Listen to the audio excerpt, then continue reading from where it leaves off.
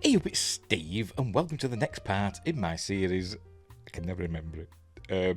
My top 5 favourite movies for each year since I was born, or for each year that I've been alive, or whatever. Take your pick.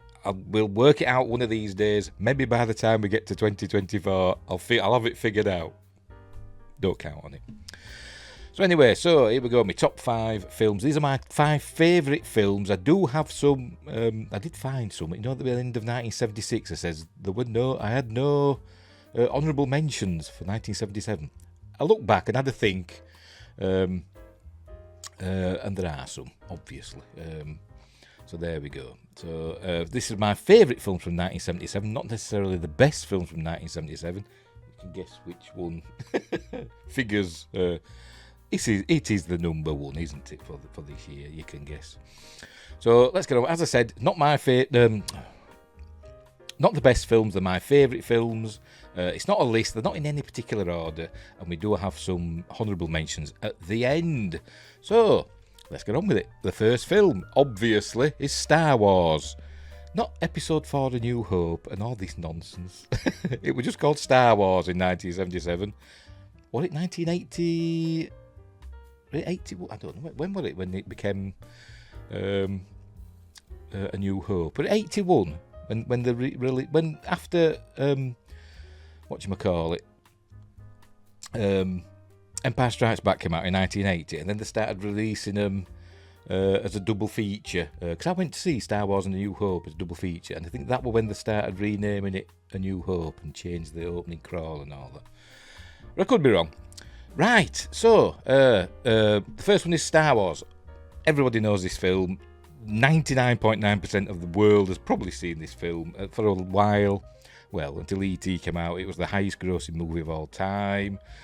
Written and directed by George Lucas. Whatever happened to him, eh? Produced by Gary Kurtz, who was sorely missed after Empire Strikes Back. It was sorely missed after that. Starring Mark Hamill, Harrison Ford, Carrie Fisher, Peter Cushing, Sir Alec Guinness, Peter Mayhew, Kenny Baker. They always said there was that Kenny Baker in there, didn't there, as R2-D2, but, you know, quite often he wasn't even in there, was he? He was in there when R2 had to do that, or maybe turn the head a bit. But most of the time, when they were moving about, it was a remote-controlled one, wasn't it? But anyway, that's by the by. And many, many others. Dave Prowse as the body of Darth Vader, and James Earl Jones as the voice. We all know it. Luke Skywalker. Farm boy on Tatooine. Gets drawn into intergalactic rebellion. Goes up against the Empire's new battle station, the Death Star. Joins the rebels. Have a big fight. Everything's lovely. Has a happy ending. And there we go. It's an amazing film. It's still one of the greatest films of all time. Easily in my top 5 of all time, easily. What more can we say? The amazing music of John Williams as well, which probably made the film more than anything. But so there we go. So number 1 is number 1 in my opinion for this list. This list. It's not a countdown. It's just a list. But this is the best. In my opinion, Star Wars. Right, next up, The Spy Who Loved Me, James Bond film. The 10th James Bond film in the series, starring Roger Moore, the third one starring Roger Moore. Directed by Lewis Gilbert, starring Roger Moore, Barbara Bach, Kurt Jurgens, featuring the lovely Caroline Munro, Richard Kiel as Jaws, one of the few baddies who would reappear in the next James Bond film. It's not happened very often, but anyway, if you go back and watch me Magnificent Monday's Christmas special, I did Spy Who Loved Me and Moonraker as a double bill. It's a great film. It's my favourite James Bond film. I think it was the first one I saw at the cinema, which is probably why it was my favourite. It's kind of like a remake of You Only Live Twice, whereas in that they had a rocket going up and capturing spaceships, American and Soviet spaceships. Doing that's how we did it. But in this one, it's a ship, a big oil tanker type ship that's gobbling up nuclear submarines and Kurt Jurgens plays Karl Stromberg, who wants to start a nuclear war and begin a new civilization under the sea, and James Bond and Agent Triple X have got a team up, which is why it's called The Spy Who Loved Me. A British and a Soviet spies got a team up and foil the bad guy and save the world, and it's amazing. And it is great stuff. The first of the Bond films that were just solely produced by Cubby Broccoli, Albert R. Broccoli, because Harry Saltzman got into financial difficulties, I think with a restaurant or something weird like that. And he had to sell his stake in James Bond, in Eon Productions, to cover his debts and stuff like that. So Cubby bought him out. So there we go. So that's The Spy Who Loved Me. Brilliant film. Love that one. Next up, another one that's easily in my top 5 greatest films of all time. It's Close Encounters of the Third Kind from Steven Spielberg. Written and directed by Steven Spielberg. It's the film about UFOs. Close Encounters of the Third Kind describes encountering aliens. Close Encounter of the First Kind is when you see a UFO. Close Encounter of the Second Time, when the UFO leaves physical marks, like landing, scorch marks, landing, stuff like that. It leaves behind physical evidence. And Close Encounter of the Third Kind is when you meet the occupants of the UFO. So there we go. Starring Richard Dreyfuss, Melinda Dillon, Terry Garr, Bob Balaban, Carrie Guffey, the young kid, Francoise Truffaut, They Belong Here, Mozambique. That's a meme from the film. And many, many more. It is an astonishing film, in my opinion, with astonishing special effects that still hold up to this day, by Douglas Trumbull. They are amazing. The UFOs in this are amazing. All lights and everything. Very Blade Runner-y, because they did a similar thing with Blade Runner a few years later. Similar style of doing the special effects in smoke rooms and stuff to make them look hazy with the lights and stuff like that. That's how they look in this. It's great. Richard Dreyfuss plays Roy Neary, who sees UFOs in a very dramatic style. It's not just, oh, look, a light in the sky. It's they're like flying about and doing stuff. It's like do they try and abduct him? I don't know. But he's in his truck, and all these lights come, and were they going to take him away? But they couldn't because he was in his car. I don't know. But he sees these UFOs, and chases them, and all. Chases them.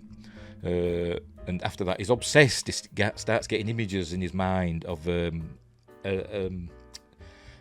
landmark, which we learned is known as Devil's Tower. It's in Wyoming, a real place. It's in my bucket list of places to go. I never will, but I'd love to go there.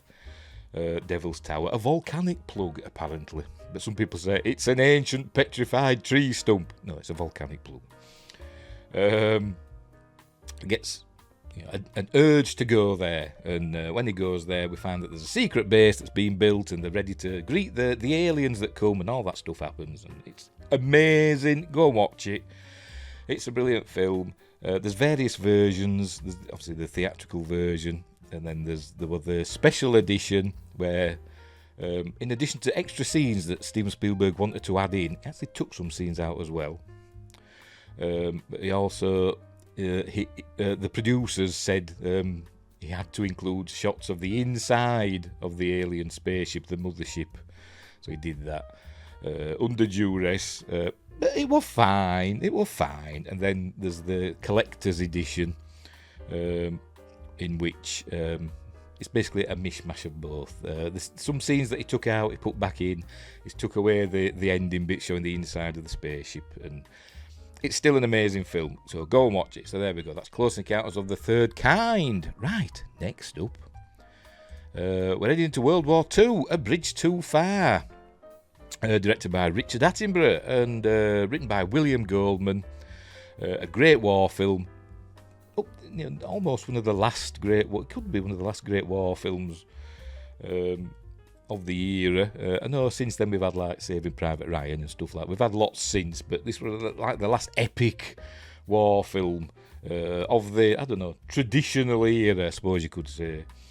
But anyway, it's based on, probably loosely based, I don't know, I'm not a historian, but based on true events, Operation Market Garden, where towards the end of World War II, after D-Day and all that, they wanted to cut off the German supply line, so they wanted to take all these bridges in Europe, and they basically bit off more than they could chew, which is why it's called the Bridge Too Far.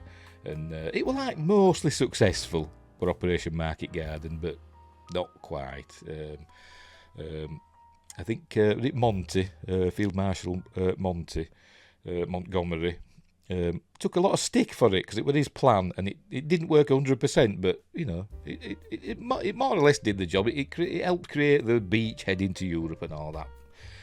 Blah blah blah. So anyway, that's a great film. Stars, all-star cast: Dirk Bogarde, James Caan, Michael Caine, Sean Connery, Edward Fox, Elliot Gould, Anthony Hopkins, Gene Hackman, Hardy Kruger, Laurence Olivier, Ryan O'Neill, Robert Redford, Maximilian Schell, Liv Ullmann, and many more.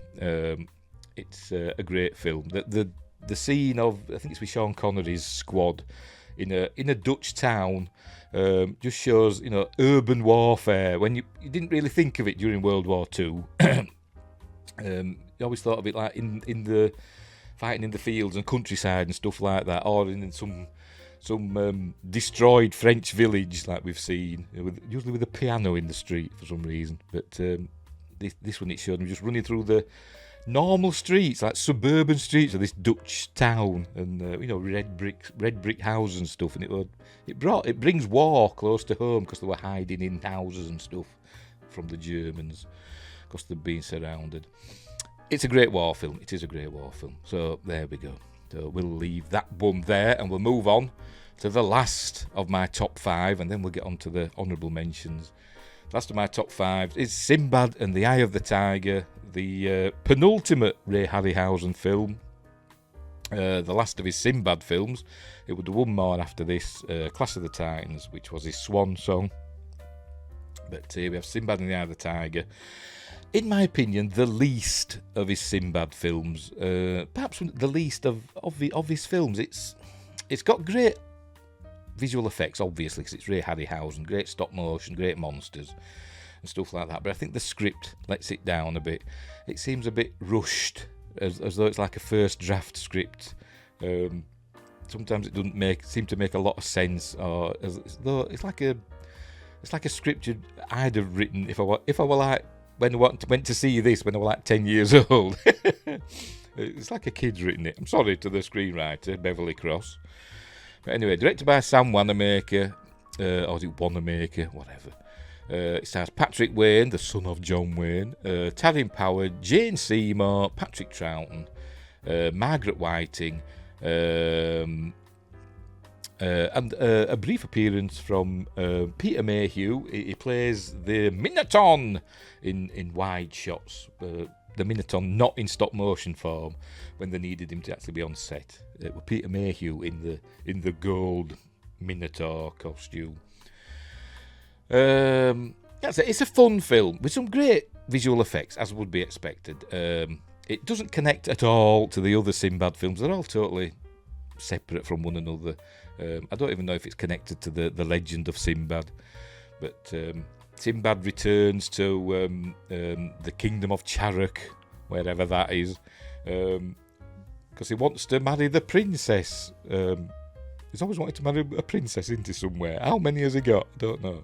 But anyway, the princess's brother, whom he loves as his own, as his own kin, has been turned into a baboon, and for some reason they keep saying as he stays as a baboon, he'll start turning carnivorous. And I thought, what they're talking about? Baboons aren't carnivorous.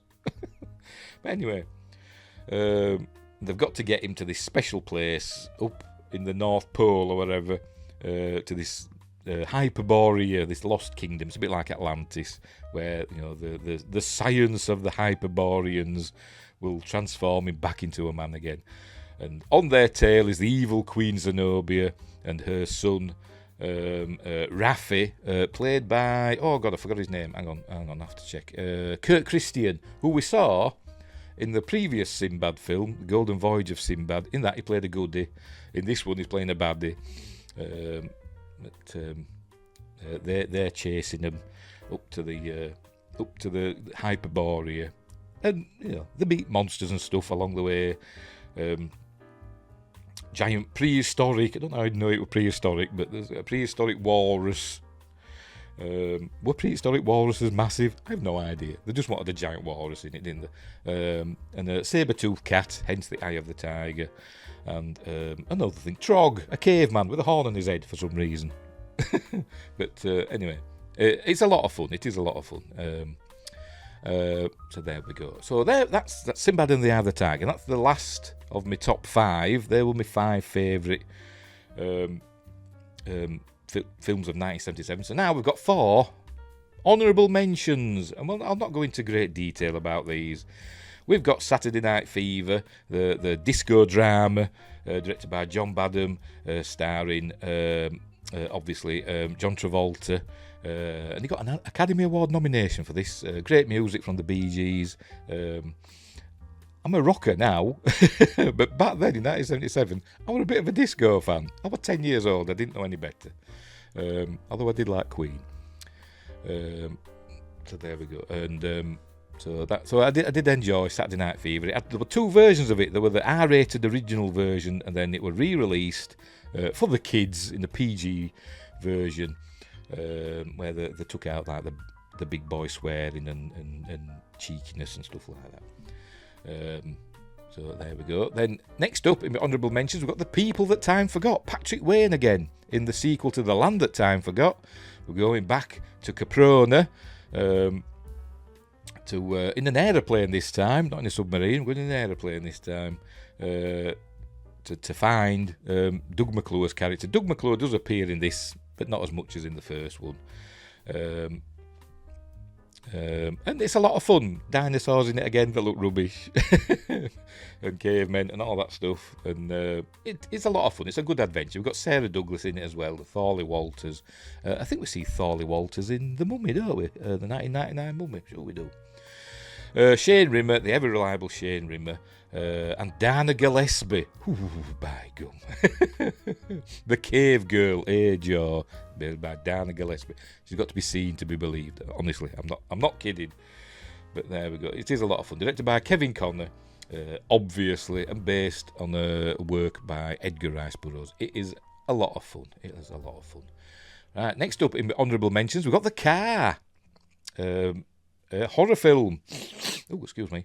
Directed by Elliot Silverstein, starring James Brolin, Kathleen Lloyd, and Ronnie Cox. Before he became a baddie, he was playing baddies and stuff on Ronnie Cox. Seems to be now, anyway. But in this, he was a good guy. About a demon-possessed car that just comes out of nowhere and just starts terrorising this town for no reason. Maybe it just wanted to, but. Probably inspired by Duel, which had come out, several years earlier.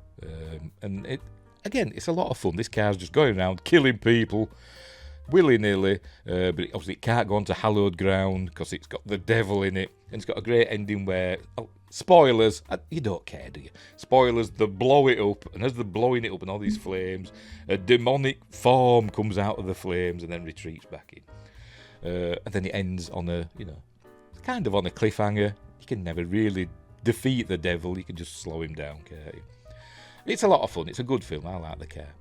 And finally, speaking of disco and Saturday Night Fever, the last of my honourable mentions, I was wondering whether to include this, but it's a film, I like it, and I went to see it at the cinema. ABBA, the movie. What can I say? I've always been an ABBA fan. I like me rock. I've got my Iron Maiden t-shirt on.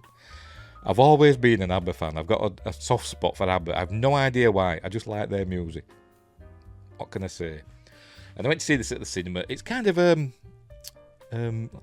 not found footage, like mockumentary, a bit Spinal Tap in that way, but it's not a comedy. About an Australian radio host who's got to get an interview with pop group ABBA, who are on their Australian leg of their world tour. and he's got to get an interview with them, or he'll be fired. So he's running around Australia trying to catch up with them, and he can never catch up with them. And we see them in concert, singing the songs and all that stuff. And it culminates, spoilers again, it culminates in him just running into them in an elevator. He just gets in, he thinks, oh, that's it, I've failed, I'm not going to lose my job. And he waits for an elevator in his hotel, and it opens up, and they're there, at ABBA. So he gets his interview in a lift, in an elevator, and that culminates. They do the interview, but we're not listening to them do the interview. They're playing essentially a music video for the song Eagle. It's a great film. I love it because it's got ABBA in it, and I like ABBA. And you learn about ABBA and how their relationships and stuff, and you see news clips of ABBA and seeing them in concert and all that stuff. It's fun. I really like it. I really like ABBA. ABBA the movie. As I said, I went to see it at the cinema. So anyway, so don't at me for liking this film. So there we go. So that's my top 5 favourite films of 1977, not necessarily the best, and 4 honourable mentions. We'll go through them one more time, just for posterity. First up, we had Star Wars, then The Spy Who Loved Me. That was followed by Close Encounters of the Third Kind, bit of a mouthful. Then A Bridge Too Far, then Sinbad and the Eye of the Tiger, and then we had as 4 honourable mentions, Saturday Night Fever, The People That Time Forgot, The Car, and, don't get me, ABBA the movie. So there we go. So we'll leave it there. What's coming up in 1978? I think I've got a lot of... yes, I have. I've got my 5 films, and I've got a lot of honourable mentions. 1, 2, 3, 4, 5, 6, 7, 8. I've got 9 honourable mentions. So 1978 could be a longer video. Anyway, but we've got a musical, we've got a superhero movie, a horror film, a Doug McClure. I'll leave it at that. A conspiracy thriller. And in the honourable mentions, we've got a sequel, a horror, a sci-fi, another horror, an action / war, an animated film, some great stuff. There's just some great stuff in 1978. It was a great year for film, but this is about 1977. Right, so we'll leave it there. So, thanks for watching. Wherever you are, look after each other, and until next time, I'll see thee.